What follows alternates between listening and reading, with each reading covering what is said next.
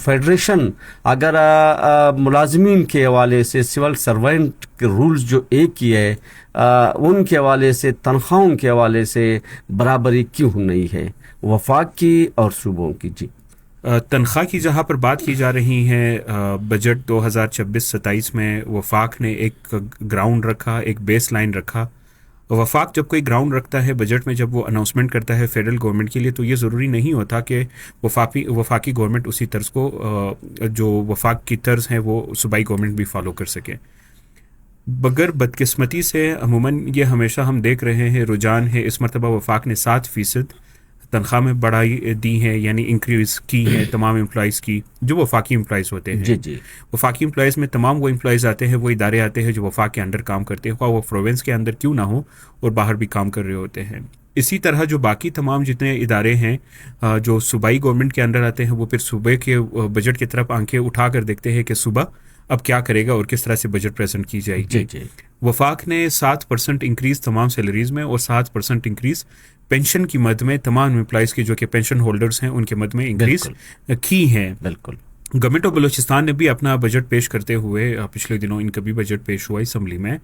जो कि वज़ीर ख़जाना शोएब नौशरवानी साहब ने बजट बाकायदा से पेश की थी। तमाम पार्लियामेंटेरियंस उसमें मौजूद थे सूबाई गवर्नमेंट के, ठीक है जी, जो कि कैबिनेट का हिस्सा है, और साथ ही साथ में जो अपोजिशन में थे वो तमाम के तमाम इसमें मौजूद थे। सही बात। बजट का ज़्यादातर मुझे ये एक बात समझ में नहीं आती वाकई में अली अहमद साहब कि हमारा निगाह अमूमन सिर्फ और सिर्फ बजट में सैलरी के ऊपर होता है। जी जी, जबकि हम एक बहुत इंपॉर्टेंट एलिमेंट को भूल जाते हैं जो टैक्स हैं। जी जी, एम्प्लॉइज़ के पास आमदन एक ही जरिया होता है जिनको आप इनकम कहते हो, यानी उनकी सैलरी के मद में उनको दी जा रही होती हैं। जी जी, उनसे टैक्स कटौती होती है वफाक के तरफ से, FBR से जो इनकम टैक्स है वहाँ से पैसे काट दिए जाते हैं। जी जी, फिर जहाँ पर अगर ये एक कलम भी खरीदता है, या अगर मोबाइल फ़ोन भी खरीदता है, या अगर एक रोटी भी खरीद रहा होता है, अगर एक बबल भी खरीद रहा होता है, तो उस पर भी वो सेल्स टैक्स फिर वापस दे रहा होता है सूबाई गवर्नमेंट को।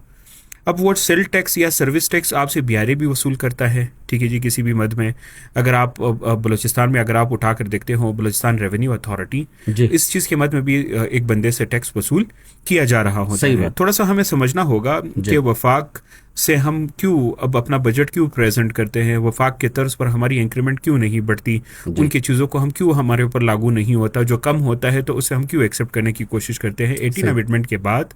जब रेवेन्यू जनरेशन वफाक से सूबों तक मुंतकिल की गई कि अब सूबाई गवर्नमेंट इख्तियार रखता है कि उनका अपना एक रेवेन्यू मिनिस्टर हो और बाकायदा से रेवेन्यू जनरेट कर रहे, अपने एक डिपार्टमेंट हो, वही रेवेन्यू फिर आपके एजुकेशन, आपका हेल्थ और आपके बजट का हिस्सा बनकर आगे फॉरवर्ड किया जा रहा होता है। बिल्कुल। एक सवाल हमेशा एक आम बंदे के जहन में मैं ये क्वेश्चन और उसका आंसर देना चाहूँगा, हमेशा हम ये क्यों देखते कि ज़रूरी है कि वफाक के बजट का हम इंतज़ार करें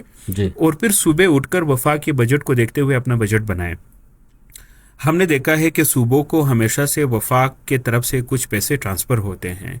ठीक है जी, जिन्हें आप NFC अवार्ड के नाम से पुकारते हो, ठीक है जी, NFC अवार्ड के नाम से आपको पैसे दिए जाते हैं जी। वफाक का एक कंट्रीब्यूशन होता है इनकम टैक्स में और बाकी सर्विसेज के मद में, जो वफाक FBR के जरिए आपसे टैक्स कलेक्ट करता है, उन्हीं चीज़ों को फिर तमाम के तमाम सूबों पे डिवाइड किया जाता है, वो जो आमदन आ रही होती हैं। वफाक हमेशा कहता है कि बलूचिस्तान से जो आमदन है वो कम है क्योंकि पॉपुलेशन कम है, एरिया वाइज बलूचिस्तान बहुत ज़्यादा है, मगर हम फिर भी NFC अवार्ड में बलूचिस्तान को सबसे ज़्यादा शेयर देते हैं बनिस्बत पंजाब, सिंध और KP। अब जहाँ पर बात आ जाती है सैलरी के मद में, हमारे मिनिस्टर साहिबान जब बजट बनाते हैं एक एम्प्लॉय की सैलरी को सामने रखते हुए, वो वफाक के उस शेयर को भी देखते हैं जी कि हमें कितना शेयर मिल रहा है, और उस शेयर के साथ ही साथ फिर वो इस बात को भी देखते हैं कि हमारी रेवेन्यू जनरेशन इस मरतबा कितनी हुई है, तब वो जाकर बजट बढ़ा रहे होते हैं, एम्प्लॉयज़ का बजट बढ़ रहा होता है, ठीक है। मगर वफाक और बनिस्बत जो हमारा गवर्नमेंट ऑफ बलूचिस्तान है, इनके जो पॉलिसी एक्सपर्ट्स होते हैं, जो एनालिसिस करते हैं, जो तज्जिया पेश करते हैं, वो हमेशा से एक बात का गिला रखते हैं कि हम IMF के जकड़ों में इतने फंस गए हैं कि हमारे बजट, हमारे एम्प्लॉइज़ की सैलरी का बढ़ना, हमारे एम्प्लॉइज़ को कितनी इंक्रीमेंट मरेगी बनिस्बत इन्फ्लेशन रेट जो बढ़ रहा है, ये तमाम के तमाम चीज़ें डिसाइड होती हैं IMF के टेबल से, क्योंकि IMF का ही इस पे एक रूल है, एक रेगुलेशन है। जब गवर्नमेंट ऑफ पाकिस्तान IMF के साथ डील करता है तो उसकी डीलिंग में यही चीज़ होती है कि जब बजट बनाई जाती है, किन किन चीज़ों को इंक्रीज़ करने पर पाकिस्तान के इख्तियारात है, किन किन चीज़ों को इंक्रीज़ करने पर IMF के साथ बातचीत होगी, तब जाकर वो चीज़ें इंक्रीज़ की जाती हैं। मेरा सबसे बड़ा सवाल उन पॉलिसी मेकर से, उन तमाम लोगों से ये है, बीइंग एम्प्लॉय नहीं, मैं एक तज्जिए के नज़र से इस चीज़ को देख रहा हूँ कि पिछले सालों अगर हम इन्फ्लेशन, कमुलेटिव इफेक्टिव इन्फ्लेशन को अगर हम देख ले, 60% बढ़ गया है अली अहमद साहब, 60% इन्फ्लेशन आपका बढ़ गया है। इन्फ्लेशन आम अल्फाज में हम कहते हैं महंगाई की शरह बढ़ गई है। ठीक है, अच्छा इस यहाँ पे बात करते हैं, महंगाई की शरह 60% बढ़ा है, तनख्वाहें बढ़ते हैं 7%, ठीक है ना, बाकी जो 53% है वो बोझ किसके ऊपर है? एग्जैक्टली अभी जो गवर्नमेंट का जो डिमांड है, जो स्टाफ का डिमांड है गवर्नमेंट से, ख्वाह वो फेडरल लेवल पे हो, ख्वाह वो सूबाई लेवल पे हो, इंक्लूडिंग हमारी कुछ ऐसी पार्टीज जो इंक्लूजन रखती हैं, इस गवर्नमेंट में हिस्सेदार हैं, ठीक है, उनका ये डिमांड गवर्नमेंट से अभी जो बातें खुल कर आ रही हैं कि 50% कम से कम वो अपनी सैलरी में इंक्रीमेंट चाहते हैं, ख्वाह वो डिस्पेरिटरी रिडक्शन अलाउंस में हो, ठीक है जी, के दरमियान में जो स्केल्स के माबेन में जो एक फ़र्क होता है उनको रिड्यूस करने के मद में हो, या ख्वाह वो इंक्रीमेंट आपके डायरेक्ट सैलरी के ऊपर लगता हो, जो ये तर्ज रख रहे होते हैं कि 1 से 16 तक मुलाजिमीन की सैलरी इतनी बढ़ेगी, फिर जो उसे ऊंचे ग्रेड के, ताकि वो डिस्पेरिटरी रिडक्शन इनके माबेन में क्या हो, कम से कम बनता जाए। 50% अभी डिमांड सुनने को आ रहा है, 25 से 50% के माबेन में। जहां पर आपने बात की इन्फ्लेशन की, इन्फ्लेशन का हमेशा से शिकार आम बंदा होता है, ठीक है, अवाम होता है, क्योंकि मसला ये है कि अगर आप थोड़ा से अभी फेडरल बजट को उठा के देखते हो तो फेडरल बजट से आपको समझ में आता है कि हमारा सबसे बड़ा जो जंग है, हिस्सा है, वो कर्जों की अदायगी में चला जा रहा होता है। ठीक है जी, कर्जों की अदायगी। अच्छा अभी साहब, अभी सरकारी मुलाजिम अगर हम देखें, चाहे 1 ग्रेड हो चाहे 22 ग्रेड हो, उसको सरकारी मुलाजिम सिविल सर्वेंट कहा जाता है, ठीक है ना। तनख्वाहों में फ़र्क इसी सूबे में, ठीक है ना, यहाँ पे 3 ऐसे इदारे हैं जिसको civil secretariat, governor house secretariat और सीएम सेक्रेटरीट, इनकी तनख्वाहें कोयटा से जो इनके कोयटा डिस्ट्रिक्ट के मुलाजिमीन से अलग है। इनका 1 ग्रेड का पीएन 1,20,000 लेता है, और यहाँ पे 17 ग्रेड का जो एक बंदा, चाहे डॉक्टर हो चाहे दूसरे कैडर के हो, वो लाख से नीचे लेता है। इस फर्क को कैसे ख़त्म कर लें? हार्डशिप अलाउंस, अभी अगर एक बरशोर में ड्यूटी कर रहा है उसको कोई हार्डशिप अलाउंस नहीं है, न वहाँ पे रिहाइश है, न वहाँ पे उनके बच्चों के लिए एजुकेशन है, न वहाँ पे पीने का साफ पानी, न वहाँ पे हेल्थ की फैसिलिटीज़ है। यहाँ तो सब उसको डोर स्टेप पे मिल रहे हैं। हार्डशिप अलाउंस ये एक जगह पे थोड़ा सा मैं इसमें एडिशन करना चाहूँगा, जो हमारे एडमिनिस्ट्रेटिव पोजीशन के वो लोग जो कि फील्ड के ऑफिसर्स कहलाए जाते हैं। फील्ड के ऑफिसर से हमारी मुराद क्या है, जैसे असिस्टेंट कमिश्नर साहिबान, ठीक है जी, इसी तरह बहुत सारे और भी डिपार्टमेंट के, जिस डिपार्टमेंट में मैं काम करता हूँ मुझे हार्डशिप अलाउंस नहीं मिलता। मैं खुद एक फील्ड से ताल्लुक रखता हूँ, फील्ड ही मेरा शहर में शोबा है, ये हमें जाना पड़ता है ना। प्रॉब्लम ये है कि आप जब यहाँ से दूसरी जगह में आप जा रहे होते हो, हमारा ज़्यादातर कोयटा से ज़्यादा काम दूसरे डिस्ट्रिक्ट्स में होता है, हमें विजिट करना होता है। यानी आप एक हार्ड एरिया को जा रहे होते हो, उस हार्ड एरिया को आप विजिट कर रहे होते हो बनिस्बत आप हेड क्वार्टर में बैठे हो। जो हमारे एडमिनिस्ट्रेटिव ऑफिसर्स हैं उन्हें हार्डशिप अलाउंस तो दी जाती हैं, ख्वाह वो वफाक के हों ख्वाह वो सूबाई हों, उन्हें उसकी हार्डशिप अलाउंस मिलती हैं। यही बात होती है कि वो तो यहाँ से जाकर दूसरे एक हार्ड एरिया में सर्व कर रहे होते हैं, अब वहाँ पर भी उनको घर की फैसिलिटी दी गई होती हैं, ठीक है जी, हमारी नहीं होती हैं। उनको आपने चौकीदार भी दिए होते हैं, कुक भी दिए हुए होते हैं, उनके डोर स्टेप पे तमाम चीज़ें बन रही होती हैं, जबकि हमें और सेम उसी ग्रेड के से खाना पड़ता है। जी, सेम उसी ग्रेड के, चाहे वो मेडिकल से ताल्लुक हो, चाहे वो एजुकेशन से ताल्लुक हो, एग्रीकल्चर से ताल्लुक हो, या कम्युनिकेशन ऑफ वर्क से ताल्लुक हो, 17 के, उनको ये सहूलियात नहीं है। अली अहमद साहब, ये बात मैं आपके साथ टोटली एग्री करता हूँ जी। जहाँ पर ये बात आ जाती है, इस चीज़ पे मैं आपके साथ 100% एग्री करता हूँ कि एक 17 कैडर का अगर वो टीचिंग स्टाफ हो, एक 17 कैडर का अगर वो एडमिनिस्ट्रेटिव ऑफिसर हो, ठीक है जी, या असिस्टेंट कमिश्नर हो, उसके अलाउंसेस, उसके गाड़ी, उसके मरात, उसके हर एक चीज़ में फ़र्क हैं, आई एक्सेप्टेड। इसी तरह अगर एक 17 कैडर का डॉक्टर हो, ठीक है जी, उन्हें क्या फैसिलिटीज़ दी जाती है बनिस्बत हम माशरे में यही 3 कैडर्स को ज़्यादा अहमियत देते हैं। या तो वो सिविल सर्विसेज से ताल्लुक़ रख रहे होंगे, या फिर वो मेडिकल सर्विसेज से होंगे, हेल्थ सर्विसेज से, या फिर वो हमारे टीचिंग स्टाफ से होंगे जो कि बच्चों को प्रोफेसर साहिबान या टीचर्स होंगे, इस को पढ़ा रहे होंगे। बिल्कुल हमारे पॉलिसी मेकर्स का, जिस तरह मैंने आपको स्टार्ट में कहा कि हमारे पॉलिसी मेकर्स को समझना होगा, ठीक है जी, कि इनका लार्जेस्ट चंक ऑफ एम्प्लॉइज कौन से हैं। یہ سائیکولوجی بھی اس بات کو باقاعدہ سے ڈیفائن کرتی ہے کہ اگر آپ اپنے امپلائیز کو مینٹلی وہ سکون نہیں دیتے ہوں،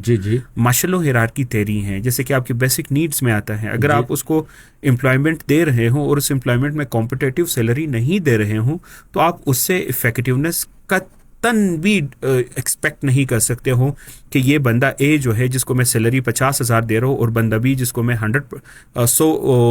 تقریباً 100K یعنی 1 لاکھ کے قریب سیلری دے رہا ہوں، یہ دونوں مجھے ایک طرح کے کام کر کے دیں گے، بالکل بھی نہیں دیں گے ایک طرح کے کام، ٹھیک ہے جی۔ کیونکہ دوسری بات یہ ہے کہ یہ ہم نے باقاعدہ سے اکنامکس میں باقاعدہ سے پڑھا بھی تھا اور یہ اس کا حصہ بھی ہے، جب آپ ایک امپلائی کی سیلری بڑھاتے ہوں، اس امپلائی کو آپ بہتر سیلری دے رہے ہوتے تو آپ اس کی پرفارمنس میں بھی بہت زبردست انکریز دیکھ رہے ہوتے ہوں، وہ کام پھر مزید محنت سے کرتا ہے، مزید دل سے کرتا ہے، مزید لگن سے کرتا ہے۔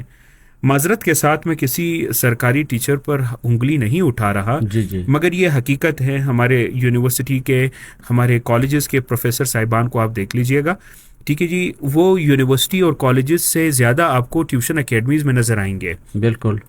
ہم ہمیشہ سے جب ڈاکٹر اگر اپنے کلینک، گورنمنٹ کوئی بھی ڈاکٹر ہو، ٹھیک ہے جی، اگر وہ اپنا کلینک کرنا چاہتا ہے تو اس سے ہم ایک الاؤنس کارڈ دیتے ہیں، ٹھیک ہے جی، کہ آپ کو جو الاؤنس مل رہا تھا کیونکہ آپ ابھی باہر اپنا کلینک بھی، پرائیویٹ کلینک بھی چلا رہے ہو تو آپ کی سیلری سے یہ ایک الاؤنس کٹ جاتی ہیں، اس کو ایک اسپیسیفک الاؤنس کا نام دیا جاتا ہے، مگر ہمارے ٹیچر صاحبان پر، ہمارے پروفیسر صاحبان پر یہ قطعاً لاگو نہیں ہوتا۔ جواب میں کیا کہا جاتا ہے، گورنمنٹ کے جو ریپرزنٹیٹیو ہوتے ہیں اس کو جواب میں یہ کہتے ہیں کہ جناب کالج میں اگر بندہ کام کرتا ہے تو صبح 9 بجے سے لے کر 1 بجے تک اس کی ڈیوٹی ہوتی ہے، اس کے بعد تو وہ فری ہوتا ہے، کہیں پہ بھی جا سکتا ہے۔ اگر سیکریٹریٹ میں کوئی بندہ کام کر رہا ہے یا گورنر ہاؤس میں کام کر رہا ہے، اس کے اوقات کار زیادہ ہیں، اس کے ورکنگ آور زیادہ ہیں، وہ صبح 9 بجے آ کر 4 بجے 5 بجے 6 بجے حتیٰ کہ 8 بجے بھی وہاں سے نکل جا رہا ہوتا ہے، کام کر رہا ہوتا ہے۔ کتابی زبان میں یہی چیز ہوتی ہیں، مگر در حقیقت اگر آپ دیکھتے ہوں، ٹھیک ہے جی، ہمیں سیکریٹریٹ کا بھی اندازہ ہے، ہمیں دوسری جگہوں کا بھی اندازہ ہے کہ وہاں پر کتنے امپلائیز پریزنٹ ہوتے ہیں، کتنے امپلائیز عارضی طور پر دوسرے کو لگا کر اپنا کام کروا رہے ہوتے ہیں، جبکہ پریکٹیکل میں وہ چیز تھوڑی سی الگ ہے مگر حقیقت میں الگ ہیں۔ تو گورنمنٹ کی جو جسٹیفیکیشن ہوتی ہیں، ٹھیک ہے جی، کہ ان کے ورکنگ آور زیادہ ہے بنسبت دوسرے کے، جہاں پر ہم نے یہ کچھ ڈسپیرٹی رکھی ہے ان کی سیلری کے مد میں، یہ جسٹیفیکیشن ایک ویگ جسٹیفیکیشن ہے۔ علی احمد صاحب، اس چیز کو میں سمجھتا ہوں، ٹھیک ہے جی۔ آپ دیکھ لیجئے گا کہ بلوچستان میں بہت سارے ایسے لوگ ہوں گے جو ہائیلی کوالیفائڈ ہوں گے، مگر ایک بندہ جو کہ 18 میں یا 19 میں بیٹا ہوگا، اس کی ڈگری آج بھی BA ہوگی، MA ہوگی، جو 17 میں نیا سٹاک آپ کے پاس آ رہا ہے، نیو گریجویٹس آ رہے، یا تو وہ MPhil ہوں گے یا وہ PhD پاس ہوں گے، ٹھیک ہے جی۔ اس کے اور اس کے مابین میں فرق صرف آپ نے 5,000 کا رکھ دیا ہے، جو ایجوکیشن الاؤنس آپ اس کو دے رہے ہو، ڈگری الاؤنس آپ اس کو دے رہے ہو، مگر اس کا کیا وہ اتنے ہی انداز سے، اتنی ہی موٹیویشن سے آپ کو آئیڈیاز دے گا، آپ کو پالیسیز دے گا، وقت دے گا جتنا وہ دوسرا دے رہا ہے؟ بالکل بھی نہیں۔ یہ نیا سٹاف ہے، نیا چنک ہے، AI سے نکلا ہوا چنک ہے، AI جانتا ہے، کام جانتا ہے، 100 لوگوں کا کام یہ 10 لوگوں سے لے سکتا ہے، مل کر یہ ملٹی ٹاسک کام کو بہت آسانی سے نپٹا سکتا ہے۔ وہی بات میں دوبارہ کرنا چاہوں گا کہ آپ کے سیکریٹریٹ کے ملازمین یا جو دوسرے ملازمین ہیں جنہیں تنخواہ دی جا رہی ہے وہ بھی یکساں نہیں ہے، کم ہیں بنسبت وفاق کے۔ اگر آپ ان کا بھی یہی رونا ہے، ان کا بھی یہی دونا ہے۔ جب بات آتی ہے پروٹیسٹ کی، بہت شرمندگی کی بات ہوتی ہے۔ علی احمد صاحب، ابھی ہم دیکھ رہے تھے کہ ہمارے ٹیچر صاحبان جو ہمیں کالج میں کھڑے ہو کر پڑھا رہے ہوتے ہیں، جن کے پاس ہم اپنے بچے بیچ رہے ہوتے ہیں کہ یہ پڑھا رہے ہوئیں گے، یہ ان کو پڑھائیں گے، روڈ پر آپ ان کو گھسیٹ رہے ہوتے ہوں، ٹھیک ہے جی، ان بچوں کے ذہن میں ان کی کیا ذہن سازی ہوگی، ٹھیک ہے جی، کہ آپ کا ٹیچر ابھی بھی اتنا خوار ہے جو اپنی سیلری کے لیے روڈ پہ بیٹھتا ہے، آپ کا ڈاکٹر ابھی بھی اتنا خوار ہے جو کلینک کو بند کر کے ابھی بھی اسٹرائک پہ چلا جاتا ہے۔ یہ وہ لوگ ہیں جنہیں ہم مسیحا کہتے ہیں۔ آپ کا ایک ٹیچر 10 ڈاکٹرز، 20 انجینئر، 6 وکلا، 2 پولیٹیشنز، یہ تمام لوگوں کو تیار کر کے معاشرے کو دے رہا ہوتا ہے، کیونکہ وہ ایک ہی کلاس میں 50 سے 100 لوگوں کو پڑھا رہا ہوتا ہے۔